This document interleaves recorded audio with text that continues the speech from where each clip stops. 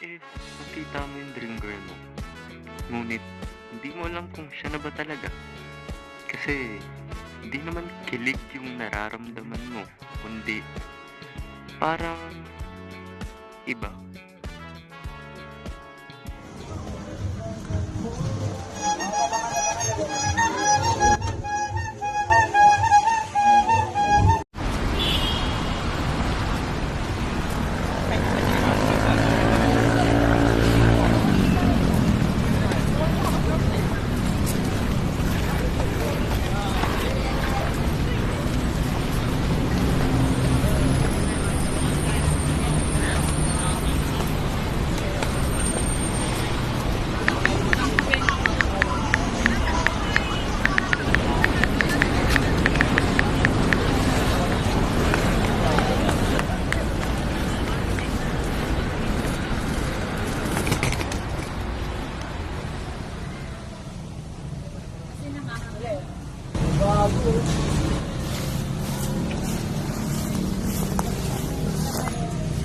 Kuya, bago ka lang dito.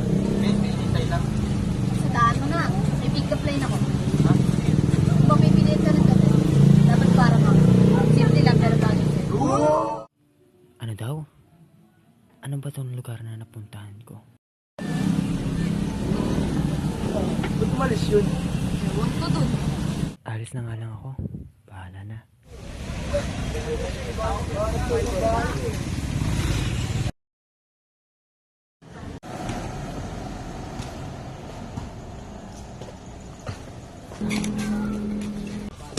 Uy!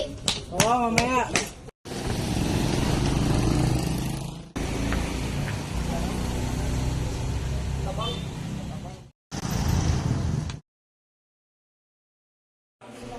Good day, class. I'm your advisor, Miss Omlang. And good afternoon. Good afternoon, Miss Omlang. So today,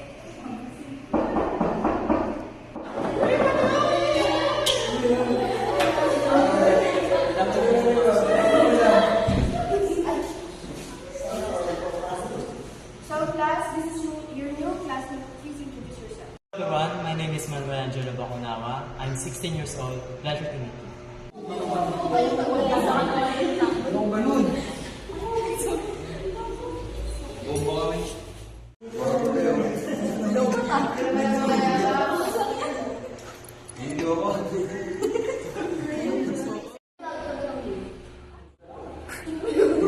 Pasensya. Lola,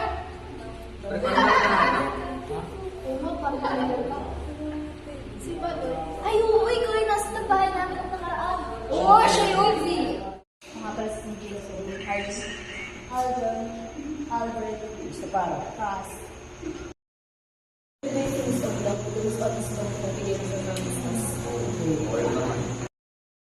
group yourself into two. Hindi tayo, tayo. Sige kami. Ano mo yun? Magkakaroon tayo ng debate kaya namin tayo pick up line.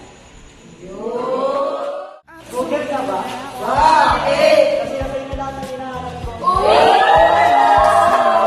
Ginawa ka ba? Down!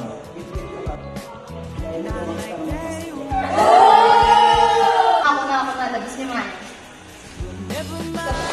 Anong mangyari sa lalaki nila? Ba't kasi ako?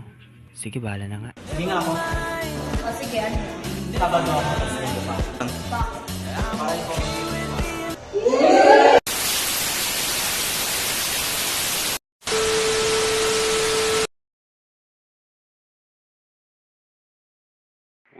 Wait.